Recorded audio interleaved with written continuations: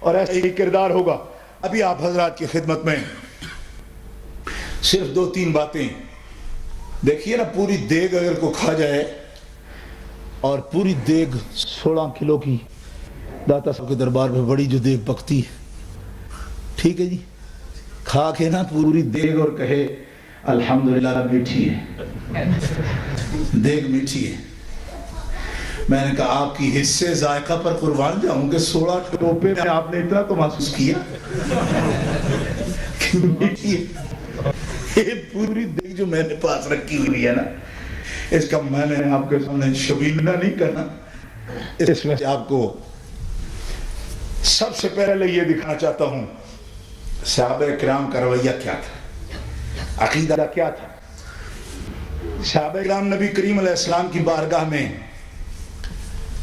گناہوں کی معافی مانگ رہے, کہیے سبحان اللہ, اور حضور سے عرض کرتے یا رسول اللہ ہمارے گناہ معاف فرما دیجیے. گناہ رب کے کیوں, کبھی معافی حضور سے مانگتے. زور سے کہیے سبحان اللہ. بخاری شریف میں, مسلم شریف میں یہ حدیث بات موجود ہے. صحابہ کا عقیدہ حضرت سلمہ بن اقوا صحابہ کرام علیہم الرضوان میں غزوہ خیبر کے موقع پر نبی کریم علیہ السلام فرماتے میں نے سنا ایک صحابی نعت پڑھ رہا, لیکن نعت کے لفظ نہیں ہے, اناشید کہا, گیت آیا, گیت. نبی علیہ السلام نے فرمایا کہ آپ پڑھ رہے ہو؟ کہا یا رسول اللہ میں آپ کی تعریف کر, آپ سے کچھ باتیں کر. فرمایا جو باتیں تم وہاں اکیلے کر رہے ہو مجھے سناؤ, میرے سامنے وہ بات کہو. سامنے کھڑے ہو گئے اور عرض کیا واللہ لولا انت مہتدینا ولا تصدقنا ولا صلینا. یہ صرف بخاری شریف میں نہیں, اس وقت جو کتابیں میرے سامنے پڑھی ہیں 4 تو انہی میں موجود ہیں. بخاری شریف میں بھی, مسلم شریف میں بھی موجود ہے, سنن نسائی میں بھی موجود ہے, اور جامع ترمذی میں بھی موجود ہے, اور مسند امام احمد میں بھی موجود ہے, سنن ابی داؤد میں بھی موجود ہے. 5 ان میں موجود ہے, اور 6 مسند امام احمد میں موجود ہے. یا رسول اللہ اگر آپ نہ ہوتے تو ہمیں ہدایت کون دے دیتا؟ زور سے بولو,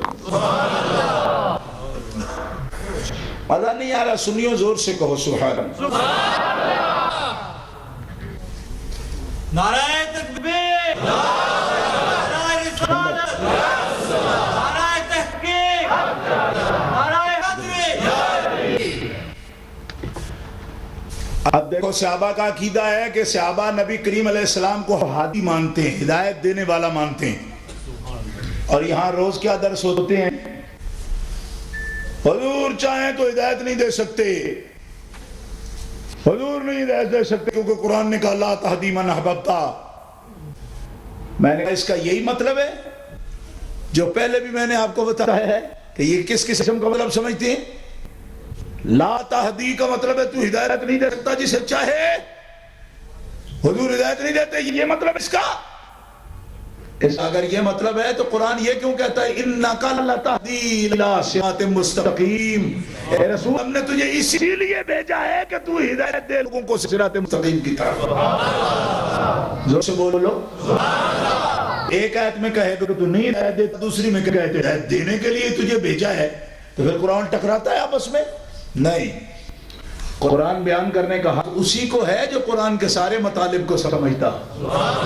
یہودیوں کی طرح افتؤمنون ببعض الکتاب وتکفرون ببعض, ایک آیت بیان کرے وہ 2 آیتیں بیان کرے, ایک کو مانے ایک کو نہ مانے, اس قسم کا مفہوم نہیں.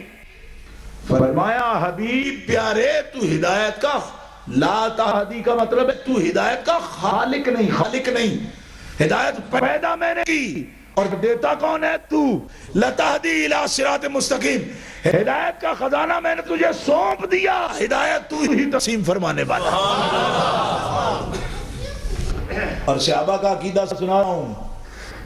سینکڑوں صحابہ تشریف فرمائیں، سارے زمین پہ بیٹھے جس طرح آپ بیٹھے، اس طرح صرف ایک صحابی کھڑا ہے. کہاں؟ اونٹ کے کچاوے کے اوپر، اونچا. جیسے آپ نیچے بیٹھے تو میں اونچا بیٹھا ہوں، اسی لیے بیٹھا ہوں کہ میں آپ کو حضور کی مدح سنا رہا ہوں. یہ شروع سے سرکار بھی اس کو اونچا بیٹھاتے جو مدح سناتا. آپ نیچے بیٹھے، حضور خود نیچے تشریف فرماؤ اور اپنے صحابی کو اونٹ کے کچاوے میں کھڑا کیا اونچا.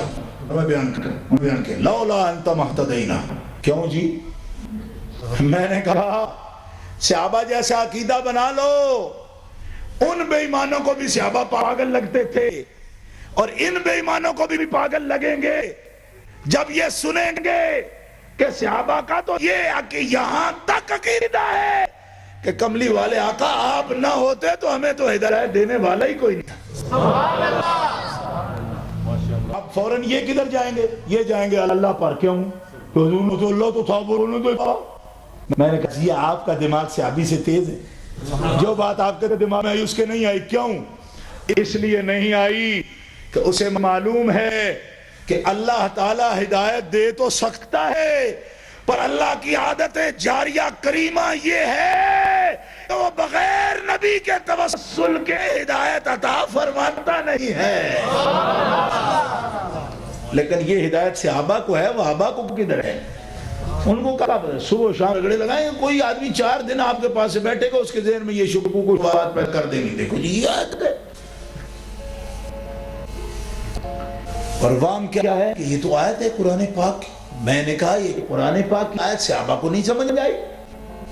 لولا انتا، اگر آپ نہ ہوتے، مہتدینا، ہمیں ہدایت ہی نہ ملتی. یا رسول اللہ آپ ہی تو وجہ کامل ہیں، آپ ہی تو سب اعظم ہیں، آپ ہی تو علت العلل ہیں، آپ ہی تو باعث ہدایت کے. کملی والے آپ کے اقدام عالیہ ہی تو صراط مستقیم ہے. آپ آئے ہیں تو اس کے نقوش ہمارے لیے رب نے واضح فرما دیے. اور زور سے کہو سبحان اللہ. ہم نماز کے قابل کہاں ہوتے؟ کہاں نماز کے قابل ہوتے؟ دیکھو ان کے مبلغ دیکھو، صرف نماز کی تبلیغ کرتے. آپ کو ملیں. ہمارے کو بچے یہاں پہلے تقریر کر رہے تھے وَرْقَوْمُ مَعَ الرَّاكِعِينَ کی، تو قرآن کا حکم ہے. مگر ایک بات ضرور کہوں گا، اس بات کے غور کیا کرو کہ اگر رکوع کرنے والوں کے ساتھ رکوع کریں گے تو یہ دلیل ہے صداقت کی؟ نہ. نماز ایک عمل ہے، عمل. صداقت کی دلیل ایمان ہے. پہلے عقیدہ درست ہوگا تو پھر وَرْقَوْمُ مَعَ الرَّاكِعِينَ بھی درست ہوگا. ورنہ ساری زندگی جس شخص کی ایک نماز بھی فوت نہ ہوئی ہو، اگر اس کا عقیدہ صحابہ جیسا نہ ہو تو اللہ تعالیٰ فرماتا ہے مَا هُمْ بِمُؤْمِنِينَ. سب نمازیں پڑھنے کے باوجود وہ مومن نہیں ہے. بولو زور سے بولو. نہیں زور سے آپ نہیں بولو، آپ کو سمجھ کوئی نہیں آئی. 60 سال 70 سال نماز پڑھو، اگر عقیدے صحابہ جیسے نہ بنے تو بندہ مومن ہو سکتا ہے. یہ فرق ضرور کیا کرو، ورنہ یہ وَرْقَوْمُ مَعَ الرَّاكِعِينَ تو سارے پٹیل بھی کراتے ہیں بندوں کو. کراتے بولو نا، نہیں کراتے. صبح و شام یہ تبلیغ نہیں کرتے. لیکن یہ فرق ملحوظ رکھو کہ نماز عمل ہے، عمل ہے، اور عمل تبھی قبولیت کے قابل ہوتے ہیں جب بندے کا ایمان درست ہو. ورنہ چاہے جتنی مرضی مسواک کے پھیرتے رہو، کچھ فائدہ نہیں ہوگا جب تک بندے کا ایمان درست نہیں ہوگا. یہی تو ہمارا بنیادی موقف ہے، بنیادی موقف ہے ہمارا یہ. ورنہ نماز ہی اگر کوئی چیز ہو تو نماز تو آپ کی مسجدوں سے بڑی بھی وہاں ہوتی ہے. لیکن جب باہر نکلتے تو اسی وقت کیا کرتے؟ بغض کا اظہار کرتے. دروشی پڑھنے تک سے لاغے رہو. اور آپ کو پتہ ہے کہ جب دروشی پڑھنے کا موقع آئے اور نہ پڑھے تو کیا ہوتا ہے؟ آپ کو پتہ ہے؟ کیا سنا ہے آپ اس بارے میں؟ ایک بھی موقع ایسا کہ جب دروشی پڑھنا چاہیے اور کوئی بندہ نہ پڑھے تو کیا ہوتا ہے؟ آپ کو پتہ ہے؟ جی دیکھو ایک بندے کو خدا نے توفیق دی، کتنی عمدہ بات کی اس یہ حدیث پاک کا ترجمہ ہے کہ ایک بھی ایسا اوقات جب پہ درود شریف پڑھنا ضروری ہو اور بندہ نہ پڑھے تو کیا ہوتا ہے اس پر؟ زور سے بولو نہیں، ابھی آپ بولے ہی نہیں، آپ کو یہ طریقے نہیں آیا بولنے کا، زور سے بولو ایک مرتبہ پڑھ دے تو رحمت اور نہ پڑھے تو زور سے بولو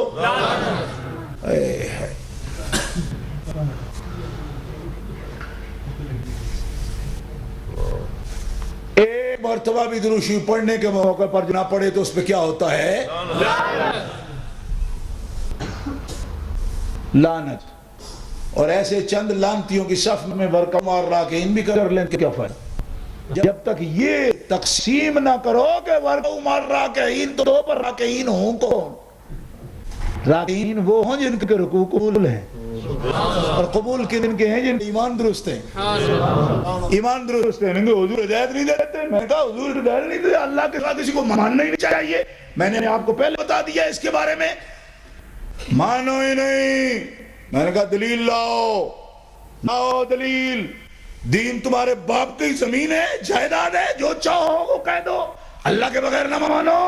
میں نے کہا غلط، اللہ کہتا مجھے مانو، میرے رسولوں کو بھی مانو، میری کتابوں کو بھی مانو، میرے دوستوں کو بھی مانو۔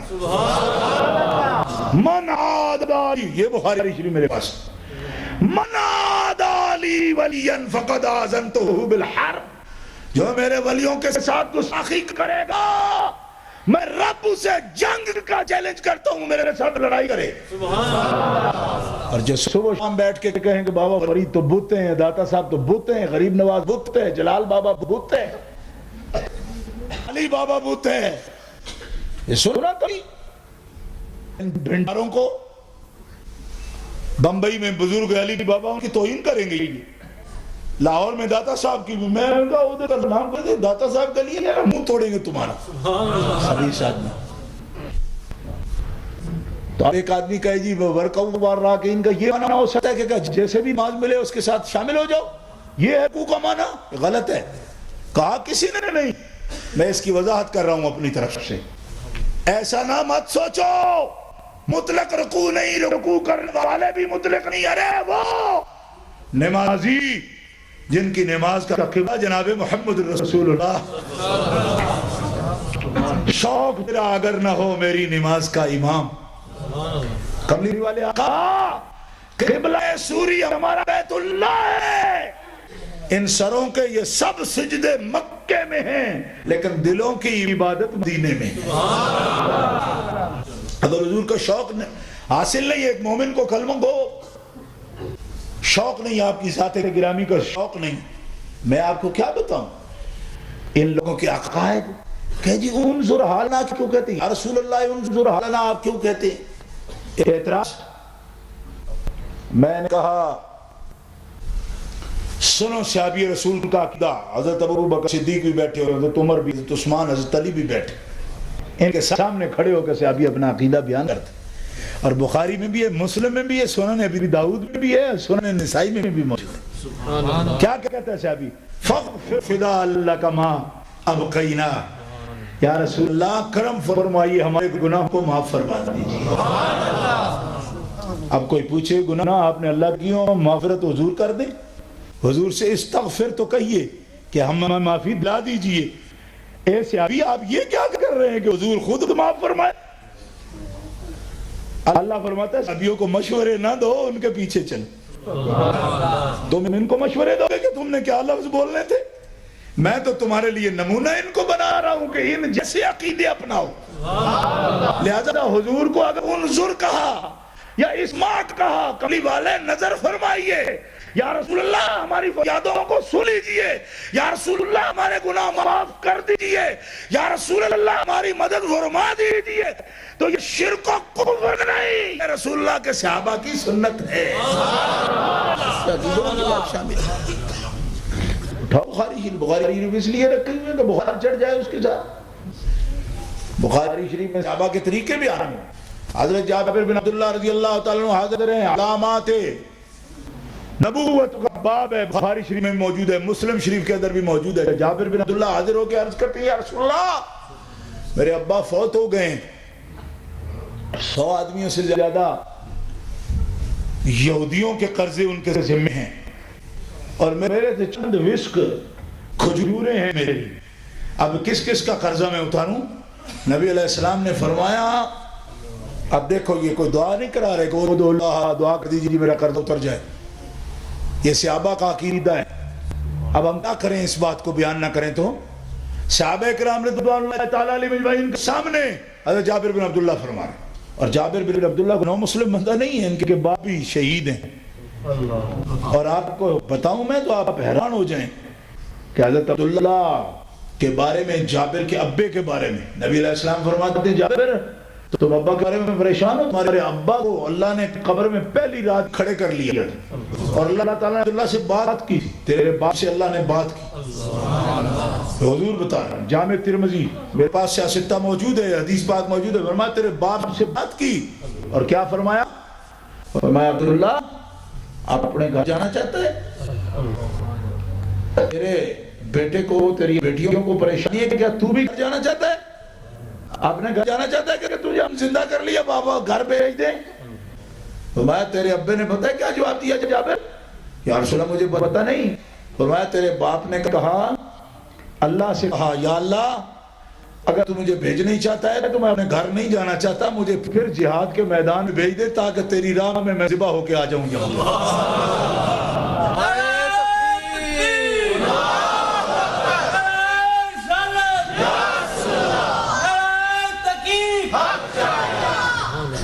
یہ عقیدہ ہے صحابہ کرام کا۔ حضور اس طرح بھی فرمائیں کو پتہ ہے میں تو کس لیے پریشان ہے؟ یا رسول اللہ اتنا قرض ہے میرے ذمہ اور میرے پاس کچھ نہیں ہے۔ فرمایا جاؤ جو کچھ بھی ہے گھر میں ڈھیر کر دو، اور بلال اعلان کرا دے سوق میں کے بازار میں جتنے بھی تاجر کھڑے ہیں یہودی سب کو بتا دے آ جاؤ، آج جابر اپنے باپ کا قرضہ لوٹائے گا۔ اعلان سارے یہودی آ گئے، اور گھر میں دیکھا چند کھجوریں پڑی ہوئی، چند سا کھجوریں پڑی، ہنسنے لگے کہ اتنا بڑا قرضہ اور چند سا کھجوروں سے تو ادا کرے گا؟ ہاں کروں گا۔ میں کیسے؟ مجھے پتہ نہیں، ادا ہو جائے گا۔ کیوں؟ کہ مجھے حضور نے کہا، سرکار نے مجھے فرمایا ادا ہو جائے گا۔ صحابی کا عقیدہ دیکھنا، حضور تشریف لے آئے خود، حضرت بلال سے فرمایا چلو جابر سے ہماری بات ہوئی تھی جائیں گے ہم۔ حضرت جابر بن عبداللہ کے گھر میں آئے، علامات النبوہ اٹھا کے دیکھو، بخاری شریف اس وقت میرے ہاتھ میں، اس کے اندر میں مسند روایت آپ کو سنانے کو تیار۔ فرمایا چلو، کر گئے۔ نبی علیہ السلام نے فرمایا اس کے اوپر ایک چادر ڈال دو۔ چند سا کھجوروں کے اوپر چادر ڈالی گئی، نبی علیہ السلام اس کے اوپر بیٹھ گئے، اوپر بیٹھ گئے۔ نبی علیہ السلام اس ڈھیری کھجوروں کی ڈھیری کے اوپر بیٹھ گئے اور فرمایا جابر بن عبداللہ تولتے جاؤ اور ان کو دیتے جاؤ۔ سبحان اللہ۔ جابر بن عبداللہ فرماتے ہیں واللہ العظیم میں قرض خواہ سب کے قرض ادا ہو گئے۔ فرمایا تمہاری بہنوں کی شادی ہونے والی، گھر میں جتنا کچھ ہے تمہارے بھر لو، کمرے بھی بھر لو، فصل تمہاری تھوڑی ہے نا، سب کمرے بھی بھر لی، جتنے برتن تک بھر لیے۔ فرمایا چادر رہنے دو گے، کھجوریں قیامت تک نکلتی رہیں گی۔ اب بتاؤ حضرت جابر بن عبداللہ یہ بھی عقیدہ ہے، یہی جابر بن عبداللہ حدیبیہ کے مقام پر بھی حاضر ہوئے، یہ بھی بخاری شریف علامات نبوت میں حدیث موجود ہے، صحیح صریح مرفوع حدیث، یہ بھی صحابہ کا عقیدہ ہے۔ یہاں گھر میں قرضہ تھا تب بھی سوال حضور سے کیا، یہ بھی عقیدہ معلوم ہو گیا کہ سوال حضور سے کرنا۔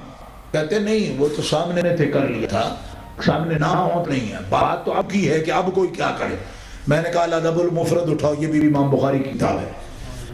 حضرت عبداللہ ابن عمر کے پاؤں سن ہو گئے تو صحابہ نے بتایا اس کو احب الناس الیک، جو تمہیں سب سے زیادہ محبوب ہو اس کا نام لے۔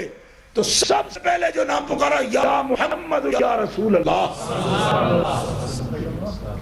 فرماتا حضور کا نام پکارا اسی وقت میرے پاؤں کی تکلیف دور ہو گئی۔ زور سے کہو سبحان اللہ۔ یہ صحابہ کا عقیدہ ہے، کوئی دوسرے سے بھی پکارتے ہیں، حضور کا نام لے کر پکارتے ہیں، حضور کا نام لے کر پکارتے ہیں اور اپنی تکلیفوں میں پکارتے ہیں، تکلیفوں میں پکارتے ہیں۔ جابر بن عبداللہ حدیبیہ کے مقام پر آئے، دو حدیثیں بخاری شریف میں دونوں موجود ہیں۔ پہلی یہ ہے کہ ایک پرانا کنواں تھا جس کی تہہ میں تھوڑا پانی تھا، تو ہم نے عرض کیا یا رسول اللہ ایک پانی، تھوڑا پانی ہے تہہ کے اندر اور پانی کی کیفیت بھی ٹھیک معلوم نہیں ہوتی۔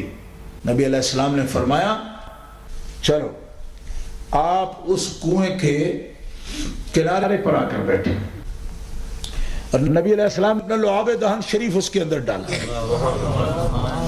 پانی اتنا بلند ہو گیا کہ کناروں تک آ گیا اور پورا کنواں، کھاری کنواں میٹھا ہو گیا، میٹھا ہو گیا، پانی دینے لگا۔ اور دوسری حدیث پاک یہ ہے کہ کہا یا رسول اللہ وضو کے لیے پانی نہیں، فرمایا جو کچھ ہو جمع کر کے لیا۔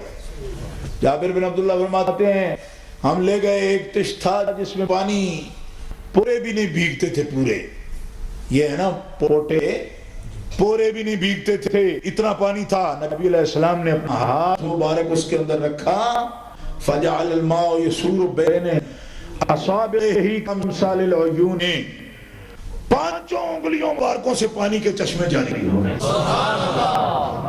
زور سے کہو سبحان اللہ۔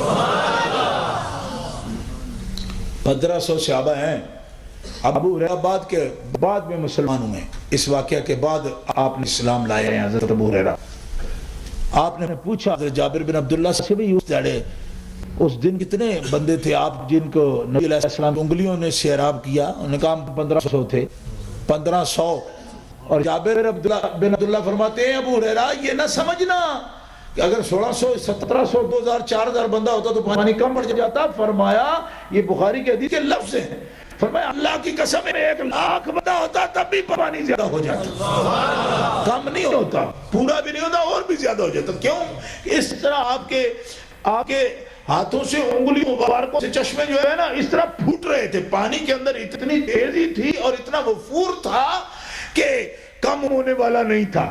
لیکن میں آپ کو صرف اتنا بتانا چاہتا ہوں کہ 1500 صحابہ کا یہ عقیدہ تھا، یہ نہیں کہا جا کہ استسقاء پڑھ دیجئے، نماز پڑھیے بارش والی، نہ، پانی کا انتظام کیجئے یا رسول اللہ۔ 1500 صحابہ کا یہ ایمان ہے کہ ہر مشکل میں نبی علیہ السلام سے مدد طلب کی جا سکتی ہے، قرض چڑھ جائے تو بھی عرض کر دیا جائے، کوئی بیماری ہو تکلیف ہو تب بھی عرض کر دیا جائے، اگر دشمن پہ فرانہ ہوتی ہو تب بھی عرض کر دیا جائے، پانی کی تنگی ہو تب بھی عرض کر دیا جائے، اور اصحاب صفہ بھوکے ہوں تو اپنی بھوک بھی عرض کر دیں، اور اللہ نے وہ خزانے بخش دیے رسول اللہ کو، ہر فریاد کرنے والے کی فریاد کو سنتے بھی ہیں اور یہ طاقت بھی رکھتے ہیں کہ اس کی تکلیفوں کو دور فرما سکتے ہیں۔ گرامی کر حضرات، یہ ایک جھلک میں نے پہلے آپ کو بتایا تھا کہ پوری کتاب پڑھ کے سنانا مطلب نہیں ہے، اشارات میں آپ کو بتا دیے ہیں، ہر عسر میں یسر میں، آسانی میں تنگی میں صحابہ اکرام علیہم الرضوان نے، کیونکہ وہ معیار ہیں، اللہ نے فرمایا ان آمنوا بمثل ما آمنتم بہ فقد اہتدوا، ان کی اداؤں پر، ان کے طریقوں پر اعتراض مت کرو، صحابہ رضوان اللہ علیہم اجمعین کے طریقوں پر اعتراض مت کرو۔ کیوں؟ ان کو صفحاء کہتے ہو، پاگلو، پاگل تو وہ ہیں جو صحابہ کو پاگل کہتے ہیں، الا انہم هم الصفحاء۔ اب اگر کوئی صحابہ کو برا کہنے والوں کو پاگل کہے گا، آپ کہیں گے مولویوں کو پتہ نہیں کیا ہے، دماغ چل گیا ان کا۔ میں نے کہا چلا نہیں، قرآن کے ساتھ چل رہا ہے، قرآن کہہ رہا ہے کہ جو صحابہ کے بارے میں تنقیدی نظر رکھے ان کے دماغ درست نہیں ہے۔ میں کہتا ہوں میرے دماغ ہی نہیں، اندر بھی ان کا درست نہیں ہے جی، کیونکہ بڑے بڑے محقق بنیں گے، وہ صحابہ پر تنقید کریں گے۔ صحابہ تنقید کی جا نہیں ہے، صحابہ نمونہ ہے۔ زور سے بولو، صحابہ نمونے کی جو چیز ہوتی ہے اس پر تنقید نہیں ہوتی. اگر کوئی آپ کو یہ کہے جی میں یہ سیمپل آپ کو دکھا رہا ہوں کہ اس قسم کی چیز بنا، آپ کہیں یہ سیمپل آپ ٹھیک نہیں ہے، آپ کیا ہمیں دکھا رہے ہیں؟ یہ تو مالک کی مرضی ہے، وہ کیا چیز پسند کرتا ہے اور لوگوں کو کہتا ہے کہ اس طرح کی چیز بناؤ. اب یہ تو اللہ کی مرضی ہے کہ ایمان ہمیں درست کرنے ہیں، ہمیں نمونہ دکھایا کیا؟ صحابہ کرام کا طریقہ، ان کو بتاؤ نمونہ ہمیں دکھایا، ان جیسا بناؤ. اب لوگ یہاں بیٹھے ہیں کہ وہ پہلے صحابہ کرام کے میں سے کیڑے نکال رہے ہیں کہ صحابہ کرام میں یہ کمی ہے، صحابہ میں یہ کمی ہے، فلاں صحابی میں یہ کمی ہے. میں نے کہا پاگل ہو گئے ہو، اور صحابہ تو نمونہ ہے، تمہیں تنقید کے لیے نہیں دے گئے، تمہیں تو اتباع کے لیے دیے گئے. ان سے سیکھو عقیدہ کیسے رکھنا ہے اللہ کے بارے میں، ان سے سیکھو. ارے رسول اللہ کے بارے میں کیسا عقیدہ رکھنا ہے، ان سے سیکھو. دین کے بارے میں وطن سے ہجرت، طبیعتوں سے ہجرت. سب سے پہلے میں کہتا ہوں وطن سے ہجرت بھی شاید آسان ہے، طبیعت چھوڑنا مشکل ہے. کہ وہ کتنے حجاج کرام ہیں وطن سے ہجرت کر جاتے ہیں، طبیعتوں سے ہجرت نہیں کرتے. کیوں؟ کہ ہمارے گاؤں میں 2 حاجی آ گئے، سر پٹول ہو گئی. میں نے پوچھا بھائی حاجی جی اے لڑے کیوں ہو؟ انہوں نے کہا جی اس میرے بکسے دی جگہ اپنا بکسہ رکھے سی. تو میں کہا ایڈا وڈا تو کام کوئی نہیں سی، لوگ برداشت کریں گے. نہیں، میں نے کہا آج سے پہلے یہ کفیت ہوئی یا بعد میں؟ کہا آج کے بعد. میں نے کہا خشکی بھی ہو گئی نا عبادت کی. یعنی آج کے بعد کتنے ایک دوسرے کے دشمن ہو جائیں گے. 1 منٹ کے لیے کوئی آدمی سی حرکت کرو اسی پہلے ہی بڑے تھکے ہیں، بج کے آئے ہیں، تو کی کیتا ساٹھے دینا خدا جسم 2 حاجی بوڑھے دونوں سر پٹول کر رہے. میں نے کہا ہوا کیا؟ کہا دیکھو جی میرے بستے جگہ اپنا بکسہ رکھا ہے. میں نے کہا وطن چھوڑنا آسان ہے، طبیعت چھوڑنا مشکل ہے. عادت بنی ہے، طبیعت وہ مشکل ہو جاتی ہے. وطن بندے چھوڑ دیتے ہیں، وطن سے ہجرت کر گئے. لیکن میں قربان جاؤں، نبی پاک علیہ السلام کے صحابہ نے سب سے پہلے تو وطن سے ہجرت نہیں کی، طبیعتوں سے ہجرت کی ہے. طبیعتوں سے اپنی طبائع کو رسول اللہ کی طبائع کا غلام بنا. ہر بات حضرت عثمان ذو النورین رضی اللہ تعالیٰ عنہ کی ایک بات مجھے بڑی عجیب یاد آتی ہے، زاد المعاد شریف میں بھی موجود ہے. حضرت عثمان غنی رضی اللہ عنہ جب آپ کو بھیجا نا بیعت رضوان کے موقع پر، رسول اللہ صلی اللہ علیہ وسلم سفیر بنا کے بھیجا. حضرت عثمان غنی کا کیا عقیدہ؟ 2-3 باتیں آئی ذہن میں، لیکن بلا تفصیل عرض کرتا ہوں.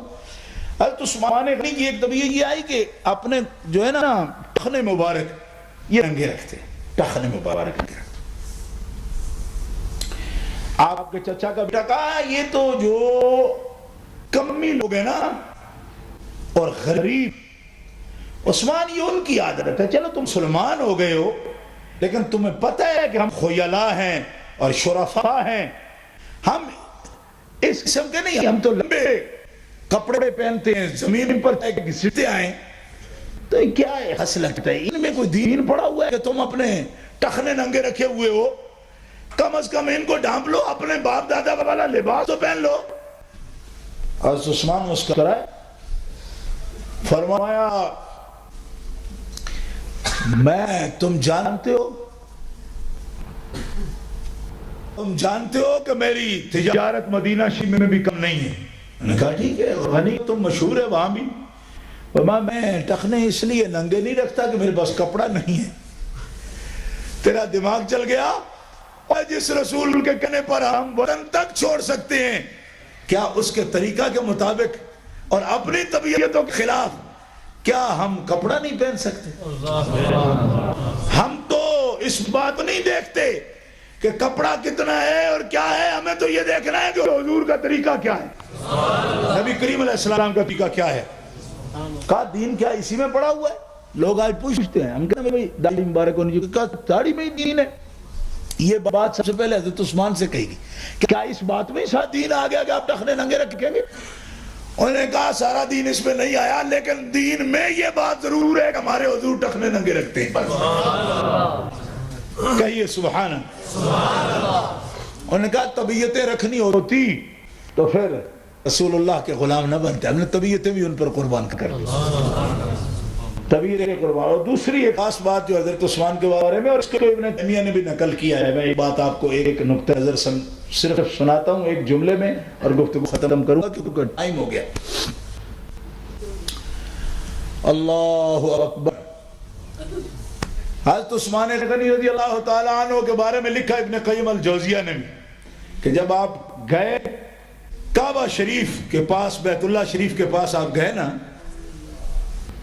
تو حضرت عثمان اپنے چہرے پر اس طرح کعبہ شریف کی طرف پردہ کرتے ایسے، یہ کعبہ شریف ہے نا ایسے. اب دیکھو راز کی بات، ادھر ایک بندہ جو ہے نا غلام نبی علیہ السلام کی خدمت میں حدیبیہ، یہاں سے بہت دور بیٹھا ہوا، کہتا ہے ہم تو یہاں ہیں ٹھہرے ہوئے، احرام بھی بدے ہوئے، آگے جانے کو نہیں دیتا. عثمان مزے سے کعبہ شریف کا طواف کر رہا ہوگا. تو نبی علیہ السلام نے کیا فرمایا؟ فرمایا مجھے عثمان سے یہ توقع نہیں ہے. دیکھو اپنے غلام پر کتنا ناز ہے سرکار، اور وہ کعبہ شریف ہے، کوئی جرم والی بات بھی نہیں ہے. سرکار نے فرمایا مجھے توقع نہیں عثمان سے، توقع نہیں اس بات کی. اور عثمان کیا کر رہے ہیں؟ دیکھو یہ محبت ہے. لوگوں نے کہا آپ کو اجازت ہے، طواف کیجئے، زیارت کیجئے. فرمایا میں ان کا سفیر بن کے آیا ہوں، اور میں کعبہ شریف پر نظر کرنا جائز ہی نہیں سمجھتا جب تک کہ کملی والے آقا جلوہ فرمانا ہو. کعبہ نہیں دیکھوں گا، نہ زیارت کروں گا، کعبہ کی طرف نہیں دیکھوں گا. کیوں؟ اندازہ فرمایا آپ نے کہ صحابہ کرام کا کعبے کے بارے میں کیا تصور ہے. آج کتنے بدبخت لوگ ہیں کہتے ہیں کعبہ شریف کی حاضری ہم جاتے ہیں، نہیں جاتے. ایک مجھے بھی ملا اور دولت کا خمار چڑھا ہوا ہے، لانتی، یقین کر کہا میرے پاس ٹائم ہی نہیں ہوتا اتنا، میں جاتا ہوں ادھر مکہ مکرمہ جاتا ہوں، وہیں سے واپس آ جاتا ہوں، آج تو ایک دو دن کی چیز ہے ادھر ہی. میں نے کہا کتے کی موت نہ مرے تو مجھے سید کا بیٹا نہ کہنا. لکھ لے نوٹ اپنا، کر لے وقت، تیری موت بڑی بری آئے گی.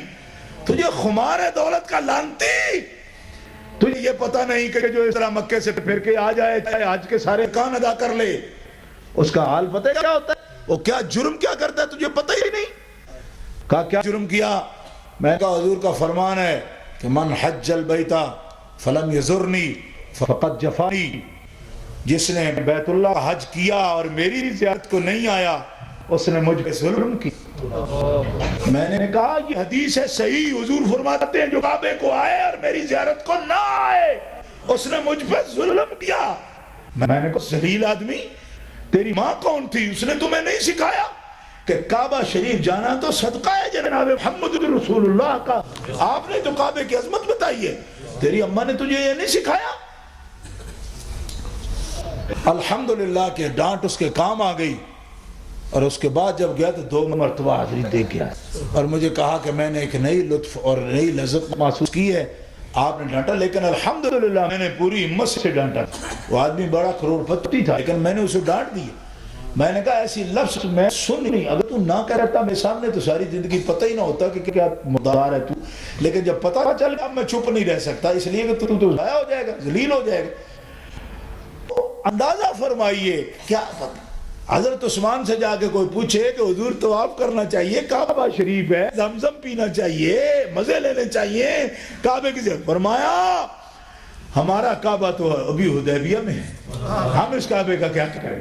اللہ نے جو لکھا نا حاجیو آؤ شہنشاہ کا روزہ دیکھو، کعبہ تو دیکھ چکے اب کعبے کا کعبہ دیکھو.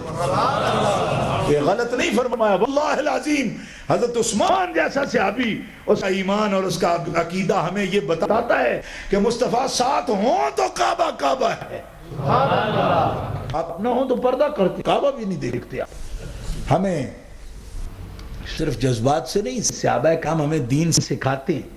اور اللہ تعالیٰ نے بھی اسی لیے فرمایا کہ ان آمنوا بمثل ما آمنتم بہ فقد اہتدوا. اپنی طرف سے یار مت بناؤ. اگر تمہارا ایمان ہو گیا میرے صحابہ کے، میرے رسول کے صحابہ کے ایمان جیسا تم نے ایمان بنا لیا، فقد اہتدوا. قرآن تمہیں سند دیتا ہے کہ تم ہدایت یافتہ ہو گئے. وَإِن تَوَلَّوْا فَإِنَّمَا هُمْ فِي شِقَاقٍ. پہلا پارہ آخری آیتوں میں کہ اگر تم نے صحابہ کے طریقوں سے اور ان عقیدوں سے منہ پھیر لیا تو تم ازلی بدبخت ہو، تمہیں کوئی ہدایت دے ہی نہیں سکے گا. کیوں؟ فرمایا تمہارے لیے ہدایت موقوف ہے اس بات میں کہ جنہیں رسول اللہ نے سکھایا ان کی طرح اپنا ایمان بنا لو، محبت میں بھی، عشق میں بھی، دین کی غیرت میں بھی، دین کے معاملات میں بھی، اور اپنی طبیعتوں کو قربان کرنے میں بھی، قرآن کو نافذ کرنے میں بھی، سنت کے احیاء میں بھی، ہر طریقے میں صحابہ کی پیروی اختیار کرو گے، اللہ تعالیٰ فرماتا ہے فَقَدْ اهْتَدَوْا، تو تمہیں ہدایت کی سند عطا فرما دے۔ اے اہل اسلام، یہ آج کی مجلس کا پیغام ہے آپ کے نام، صحابہ کرام کی پیروی کا۔ صحابہ کرام تنقید کی جگہ نہیں۔ آج لوگ مذاق اڑاتے پھرتے ہیں، صحابہ کا نام نہیں لینا، صحابہ کا نعرہ نہیں لگانا، فلاں نہیں کرنا۔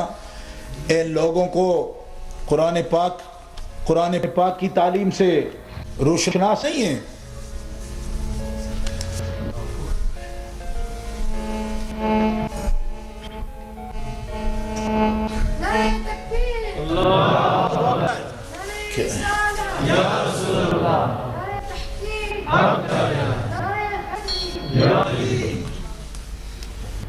ہاں جی، وہ کہا تھا انہوں نے کہ رکے بھی دیں گے۔ اب اس موضوع کے بارے میں رکے کا تو کوئی مسئلہ ہے نہیں۔ بہرحال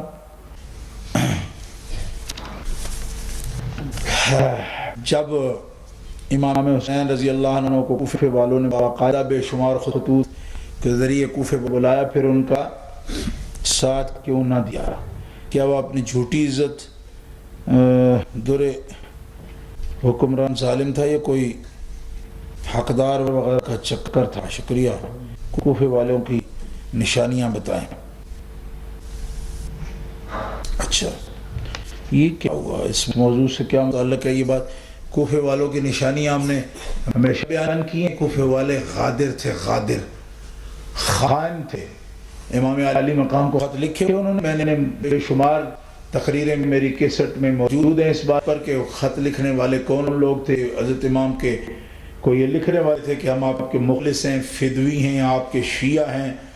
یہ میں نے 360 خطوط کی عبارات پر میرے کیسٹوں میں موجود ہے، جن میں نے باقاعدہ جلاء العیون اور حیات القلوب اور مرات العقول کے حوالے سے یہ بتایا تھا کہ وہ لوگ تھے، لیکن انہوں نے ہمیشہ ایسا ہی کیا۔ حضرت مولا علی کا ساتھ نہیں دیا۔ حضرت مولا علی شیر خدا فرماتے ہیں کہ تم جب امن کی صورت ہوتی ہے تو تم میری اتنی تعریفیں کرتے، وہ باتیں میرے بارے میں کرتے جو مجھ میں ہیں ہی نہیں، اور جب کبھی غضب کی کوئی صورت ہوتی ہے، جنگ کی صورت ہوتی ہے، میں تمہیں مدد کے لیے پکاروں تو پیٹ دے کر بھاگ جاتا ہوں۔ تو ان لوگوں کی کوفی کو لا یوفی کہتے ہیں، وفا اور قربانی ان کے اندر تھی نہیں۔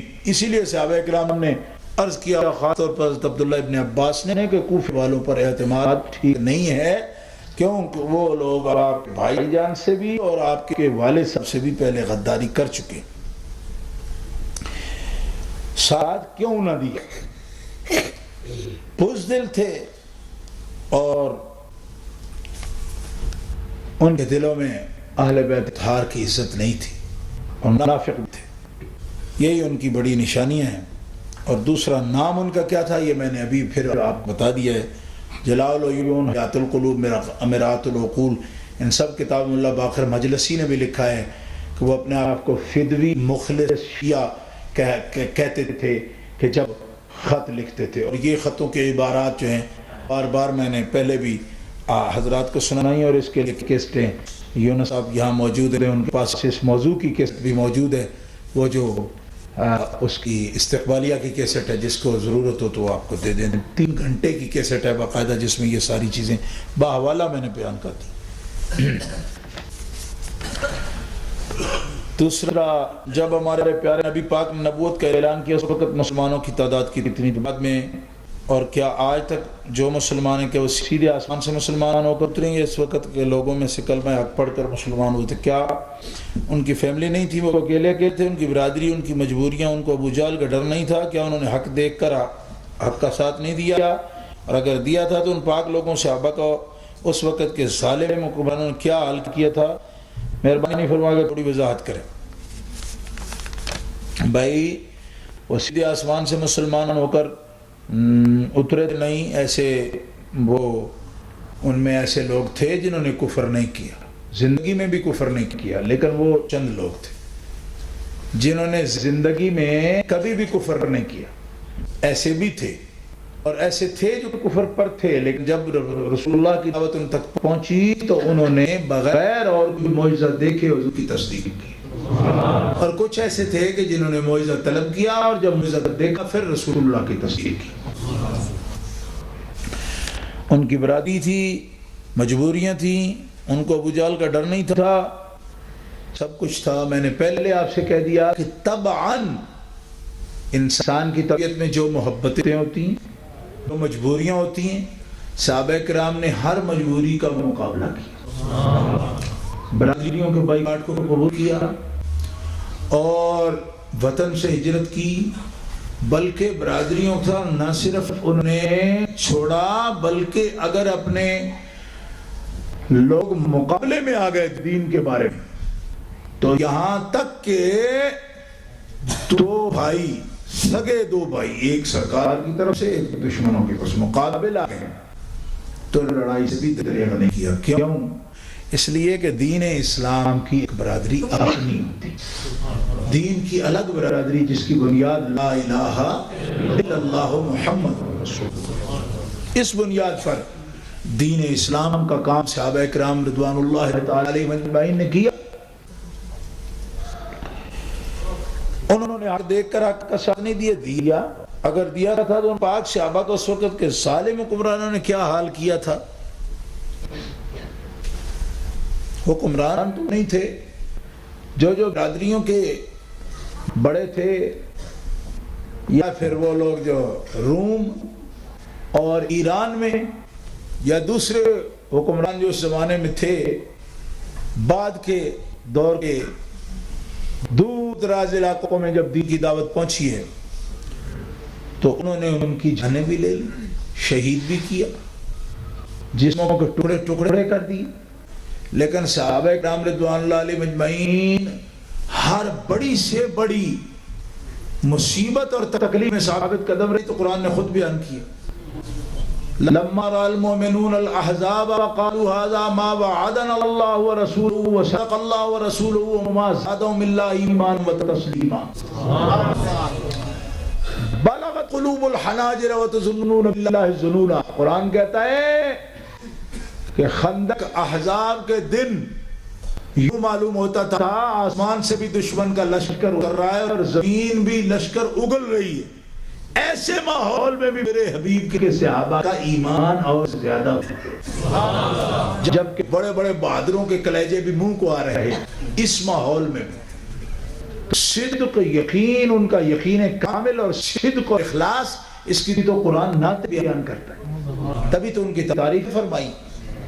یہ ان کا نصاب ہے، یہ ان کا طریقہ ہے، اور ان لوگوں نے یقین کامل کے ساتھ اس بات کو جان لیا تھا کہ سب نعمتیں اور تعلقات اور سب مرغوبات، پسندیدہ چیزیں، ان سب سے بڑھ کر اللہ کا دین اور اللہ کے رسول ہمیں پیارے ہو، اور اسی لیے حضور نے فرمایا یہ نہ ہو تو کوئی بندہ مومن ہی نہیں ہوتا۔ تبھی تو ان کی اتباع میں حکم فرمایا ان سب باتوں میں رسول اللہ کی پیروی کرو اور رسول اللہ کے صحابہ کی پیروی کرو۔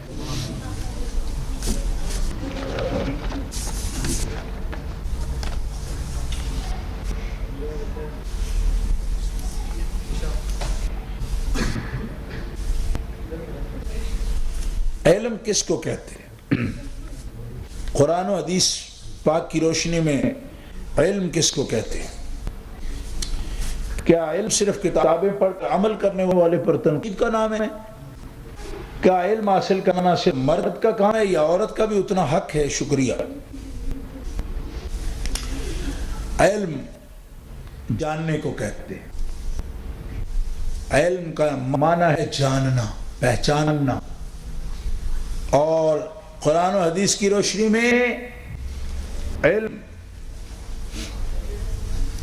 کہتے ہیں دل کی روشنی، فقاہت کو، بصیرت کو، لیتفقہوا فی الدین، اللہ کی مرضی کو پہچاننا اور جن چیزوں پر اللہ تعالیٰ ناراض ان کو پہچاننا، معروف و منکر کو پہچاننا، اور پہچان کے بعد اس پہچان سے پہلے اپنے آپ کو ستھرا کرنا، تزکیہ کرنا، اور پھر امر بالمعروف اور نہی عن المنکر سے دوسروں کو ستھرا کرنا، اس چیز کا نام۔ کیا علم صرف کتابیں پڑھ کر عمل کرنے والے پر تنقید کا نام ہے؟ عمل کرنے والے پر تنقید کا نام نہیں ہے۔ یہ بات غلط ہے، اگر کسی نے سمجھی ہو تو بھی غلط ہے۔ عمل کرنے والے پر تنقید نہیں ہے، لیکن وہ عمل کرنے والا بالکل خالی ہے، اور قرآن خود اس پر تنقید کرتا ہے۔ مثل الذین کفروا اعمالهم کسراب بقیعۃ یحسبہ الظمآن ماء۔ بدعقیدوں اور کافروں کے عملوں کی مثال وہ ہے کہ جیسے پیاسا کسی صحرا میں چمکتی ریت کو پانی سمجھتا ہے، اور دوڑتا ہوا جب قریب جاتا ہے تو وہ چمکتی ہوئی ریت ہوتی ہے، پانی نہیں ہوتا۔ اس کو سراب بولتے ہیں۔ اللہ فرماتے ہیں بدعقیدوں اور کافروں کے عملوں کی مثال تو اس ریت والے پانی کی مثال ہے کہ وہ سمجھتا ہے کہ میں عملوں سے خدا کا قرب پا جاؤں گا، اپنی بدعقیدیوں کو دور ہی نہیں کرتا۔ فرمایا جب ہمارے پاس آئے گا لم یجد شیئا، عمل سے کچھ بھی نہیں پائے گا۔ کیوں؟ کہ عمل کی جو بنیاد اور بیج تھا وہ تو اس کے پاس موجود ہی نہیں تھا۔ اب آپ کو سمجھ آئی؟ قرآن اور حدیث پاک کے تصور سے علم اور عمل آپس میں جدا چیزیں نہیں ہیں۔ علم نافع اسی کو کہا جاتا ہے جس پر عمل بھی موجود ہو، لیکن یہاں علم اور عمل کی بات نہیں ہو رہی، یہاں عمل اور عقیدے کی بات ہو رہی۔ عقیدہ جب تک ایمان درست نہ ہو، ایمان اور عمل میں بنیادی چیز کیا ہے؟ امام اعظم ابو حنیفہ سے سوال ہے، عام اللہ سے نہیں ہے۔ ایمان اور عمل میں آپ نے فرمایا ایمان ہی تو عمل کی بنیاد ہے، جس کے سبب سے عمل پر پھل ملتا ہے اور اس کا کچھ نتیجہ حاصل ہوتا ہے، ثمرہ حاصل ہوتا ہے۔ جب ایمان موجود ہی نہیں ہو تو اس درخت پر پھل لگے گا کب؟ عمل کے درخت پر۔ کیوں کہ جس کی جڑ نہیں ہوتی اس پہ کب میوہ لگتا ہے؟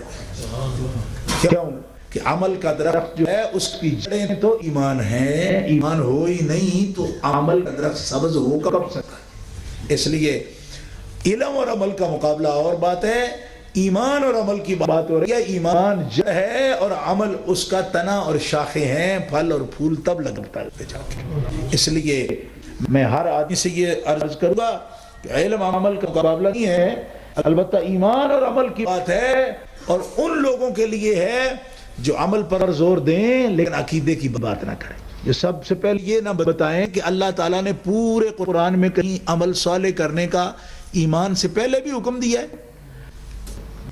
30 پارے قرآن میں کہیں آمنوا وعملوا الصالحات کی ترکیب تو 100 مرتبہ آئے گی، کبھی عاملوا الصالحات وآمنوا بھی رب نے کہا ہے کہ عمل صالح کر لو پھر ایمان لے آؤ۔ آمنوا وعملوا الصالحات، ہر کامیاب مومن کی نشانی کیا؟ ان الذین آمنوا وعملوا الصالحات اولئک هم خیر البریہ۔ سب سے بہتر لوگ وہ ہیں جو پہلے اپنا ایمان درست رکھتے ہیں پھر عمل صالح کرتے ہیں۔ اس لیے یہی ترتیب ہے۔ ایمان کے بغیر جو عمل صالح کے مبلغ ہیں منافق ہیں، ملعون ہیں، وہ ملعون ہیں کیونکہ وہ ترتیب توڑتے ہیں جو ترتیب قرآن نے قائم کی ہے۔ قرآن کی ترتیب ہے پہلے عقیدہ درست کرو پھر عمل نیک کرو، اور جو عمل نیک کو صرف بطور سلوگن استعمال کریں، نعرہ، لوگوں کو سٹنٹ بازی کریں، جماعتیں خبیث جماعتیں ہیں، ان کو ترتیب نہیں آتی۔ سب سے پہلے عقیدے کی درستگی، عقیدہ درست پھر عمل صالح۔ بلکہ میرے آقا کا فرمان ہے، میں بخاری سے دکھا دوں گا کہ درست عقیدے کے ساتھ صرف فرائض کی ادائیگی بھی تمہیں وہاں پہنچا سکتی ہے جہاں غلط عقیدے کے ساتھ ساری زندگی ایک ٹانگ پہ نفلوں کے لیے کھڑے رہنا تمہیں کہیں نہیں پہنچا سکتا۔ درست عقیدے کے ساتھ صرف فرائض کی ادائیگی تو معرفت کی ان منازل تک پہنچا سکتا۔ کیوں کہ عمل برابر ہوتے ہی تب ہے، ثمرہ بنتا ہی ان کا تب ہے جب پہلے اس کی نیت، پہلے اس کا عقیدہ، پہلے اس کا ایمان درست ہوگا۔ ایمان کی درستگی ضروری ہے اہل سنت و جماعت، ورنہ ایسے تو ہزاروں لاکھوں موجود ہیں، ٹکرے مارتے پھرتے ہیں، لیکن بغض جن کے دلوں میں حبیب علیہ السلام کا بغض ہو، ان کی ہم نمازیں دیکھیں یا ان کا اندر گند دیکھیں۔ یہ اس کی مثال تو فقہ والے بیان کرتے ہیں کہ جیسے کنویں میں کتا مر جائے نا تو ڈول نکال کے کوئی بندہ پھینکتا رہے کہ میں کنواں صاف کر رہا ہوں، انہوں نے کہا ڈول نال تے سارا پانی کڈی کتا کڈی پیڑو جڑا مویا دے وچ کتے کو نہیں نکالا میں ڈولوں سے صاف کر رہا ہوں اس کو انہوں نے کہا پاگلا پہلو تو وہ نکال جس کی وجہ سے یہ پلیت ہے بد عقیدگی کتا مرا ہوا ہے تیرے اندر اور تو صرف عملوں سے چاہتا ہے کہ میں اپنے کنواں پاک کر لوں یہ تب ہوگا جب بد عقیدگی کتا اس کی مجبوری جو مری ہوئی نا اندر وہ نکال کے باہر پھینک پہلے اپنا ایمان اندر صاف کر پھر دشری بھی پڑے گا تو حلاوت نصیب ہوگی نماز بھی پڑے گا تو حلاوت نصیب اس کے علاوہ اہل سنت میں ڈائریکشن نہیں ہم مرجئہ نہیں ہیں ہم اہل سنت و جماعت ہیں وہ مرجئہ کا عقیدہ ہے علم کو کہیں اور عمل کو کچھ نہ کہیں عمل کو کچھ بنیاد نہ سمجھیں مرجئہ کا عقیدہ ہے اہل سنت و جماعت کا نہیں اہل سنت و جماعت ایمان اور عمل میں توازن رکھتے ہیں ایمان کو جڑ مانتے ہیں اور عمل کو اس کا تنا مانتے ہیں پھل مانتے ہیں اس کے اوپر پھل لگتا ہے ایسے اعمال قبول ہوتے ہیں اللہ تعالیٰ میری اور آپ کی حاضری کو قبول فرمائے درست سمجھ چلنے کی اولیاء صالحین اور علماء ربانیین کی قیادت میں ہمیں صحابہ کرام کے قدموں تک پہنچنے کی اور صحابہ اہل بیت اطہار کے توسل و وسیلہ سے اللہ تعالیٰ میں نبی پاک کی بارگاہ میں قبولیت کی توفیق عطا فرمائے وآخر دعوانا الحمدللہ اللہم صلی علی سیدنا محمد اللہم صلی علی سیدنا محمد تارک گفٹ سینٹر بریڈ فوڈ کی ایک واحد شاپ جہاں سے آپ کو نعتیں قوالیاں اور علماء کی تقاریر پر پرانی سے پرانی اور نئی سے نئی audio cassette video cassette audio C D D V D ہر وقت مل سکتی ہے لائیو نعتوں کی اور تقاریر کی محفلوں کی ریکارڈنگ آپ کو مل سکتی ہے اس کے علاوہ عطر ٹوپیاں جبے جلباب اور اسلامی استعمال کی متعلقہ اشیاء سستے داموں مل سکتی ہے نام یاد رکھیں Tariq gift centre 12 Carlisle road Bradford 8 telephone 01274 775 721 mobile 07931 587 694 Tariq Gift Center, your one-stop Islamic shop. 12 Carlisle Road, Bradford, BD8 8AD. Telephone 01274 775721 and mobile 07931 587 694 and our website www.tariqgiftcenter.com. ذات میں دو جگ کے دی تیری دو جگ کے دی تیری زلفاں دے جالدا اللہم صلی علی سیدنا محمد اللہم صلی علی سیدنا محمد